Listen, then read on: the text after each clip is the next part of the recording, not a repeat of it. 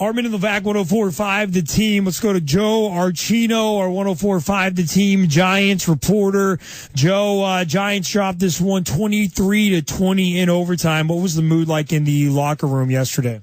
Yeah, I mean, I really think it was one of the most desolate scenes I've really seen after the game. To be honest, it was really a ghost town. Got to talk to Odell, got to talk to the regulars, but you could just kind of tell, that this is a team, and they kind of understand. Their season's been defined by missed opportunities. New York has a flair for the dramatic, and so does its two football teams. In the ultimate battle of bragging rights, the Jets were the ones who stole the show, defeating the Giants 23-20 in overtime. Our 104.5 The Team New York Giants reporter is Joe Archino. He was at the Giants game yesterday like he always is.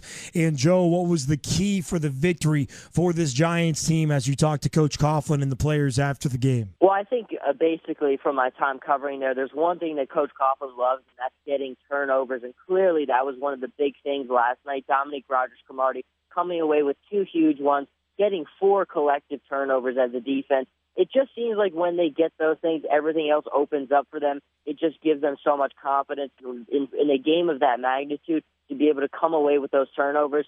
Everything just worked out for them. The future cannot be written, but what has happened in the past will never be forgotten. For 12 seasons, Coach Tom Coughlin has been at the helm for the New York Giants. During that time, he captured the greatest glory imaginable with 2 Super Bowl titles. Regardless of what the future may be, Coach Coughlin has established a standard and a work ethic that will be forever difficult to match. Reporting for 104.5 The Team, I'm Joe Archino. Jersey Joe Archino is our 104.5 The Team New York Giants reporter. He was at the game last night at MetLife, joining us now. Jersey Joe, how important was it for the Giants to have this victory after going 0-2? Could you feel it from being around the coaches and the players that this was a season saver so early on? I think unquestionably you could tell there was just a different intensity, a different vibe. Coach Coughlin said it best. It was the reinforcement that the team needed. They'd been working so hard. They had been played so well. And in both of the games, he said that there were so many things that he saw that he liked. But obviously those fourth quarter collapses were just heartbreaking for them. But it was that substantial reinforcement that reemphasized everything he'd been telling the players. Keep on fighting. Don't look at the score. I'll tell you what the score is. And then they finally got the score to go in their favor. The night is darkest just before the dawn. For the New York Giants, that dawn has arrived. After defeating the 49ers 30-27 and winning their 3rd straight game, the New York Giants have erased what was once considered a disastrous 0-2 start. Well, Joe, you talk about getting back in that win column. Clearly, David Villa is the most important factor in getting back in that win column.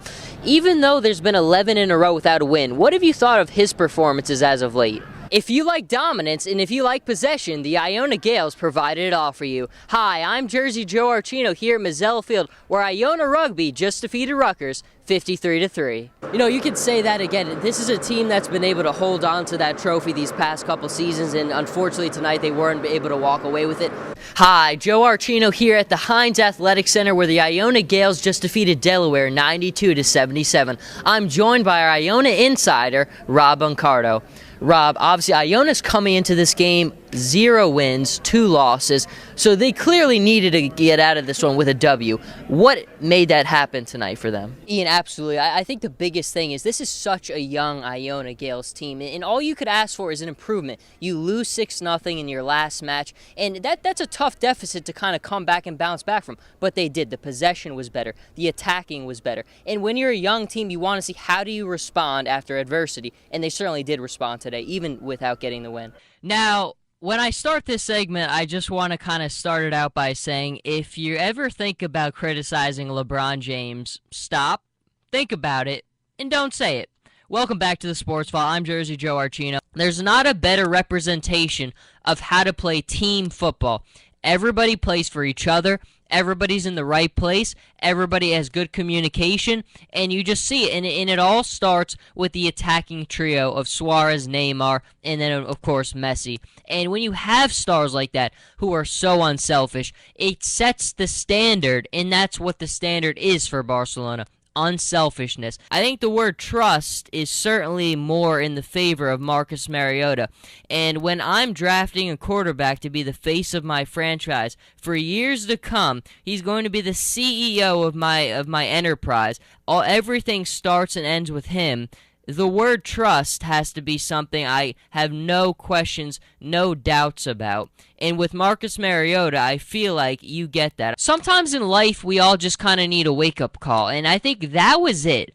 That was the wake-up call for LeBron James, for him to really get in and just fulfill his destiny. His unlimited potential was woken up in that game, because that is the one moment in his career, and I've said this many, many times, where I think you could legitimately criticize him, because he absolutely disappeared. There were in the fourth quarter of those games, he disappeared. There's no way around it. It wasn't because the Mavericks were playing good defense. He disappeared. There's no question, no debate about it. Baseball, more than any other sport, is built on numbers. Baseball in the numbers means so much more to baseball than they do for any other sport. And when you take away and diminish those numbers, like A-Rod has, like Barry Bonds has, it just does irreparable damage to the game that can never be reversed. I've really always felt that Urban Meyer was just a cut above the rest, even Nick Saban. Now, Nick Saban has had as much success as anybody has had, but Urban Meyer, just the way that he's turned programs overnight into contenders. I mean, look at his bowl record. He's 8-2 in major bowl games. Nick Saban 8-8 in those bowl games. That means something right there. Georgia Tech's triple option attack is very difficult to stop, but if you stay consistent, you stay organized, and you force them into consistent passing situations, that's all the recipes to beat them, and that's exactly what the Irish did. This is going to be a battle of the running backs, obviously. Alabama has Derrick Henry, and then LSU with their Heisman frontrunner Leonard Fournette. The two of them are going to be the deciding factor in these football games, because Brandon Harris, LSU's quarterback, Jay Coker, Alabama's quarterback, very conservative by nature, not the most explosive from a throwing perspective. So they're going to win these games, both of these teams, by running the football. In college football, not all wins are created equal. Baylor's going to have a very difficult time finishing off the season. The playoff committee will have their rankings out before we know it, and clearly I think they're going to have to take that into consideration, because they are getting into the tougher part of their schedule. Without Seth Russell, I mean, they're starting a true freshman now. Very difficult to see them going and finishing the season undefeated. They call you Jersey Joe because you own hundreds of jerseys. We asked you 2 months ago to go count all of your jerseys. Did you do your homework?